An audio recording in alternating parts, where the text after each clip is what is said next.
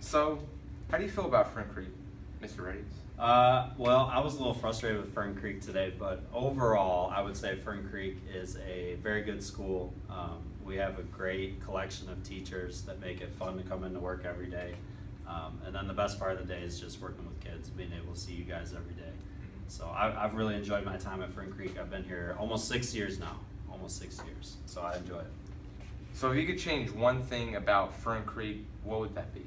If I could change one thing about Fern Creek, I think, and this probably is at most schools, but the cell phones have really kind of changed the way that kids interact with one another. And I think kids, unfortunately, sometimes get caught up in a lot of negative back and forth on social media. And so you hear it in the hallways, you know, kids being negative towards one another. And, you know, that can sometimes really just drag people down when they should be focused on their schoolwork and building each other up and being positive with one another. So I think lately that would be the one thing that I would change about Fern Creek. Okay, so what is to you the ideal student? And that's not just getting good grades, but outside of the classroom. And what can you say to students to better themselves, to better be prepared for school and beyond?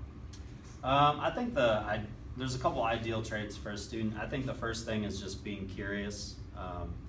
You know, with whatever subject you're in, whether it's English or science or whether it's social studies, there's always things to be curious about and new things to learn.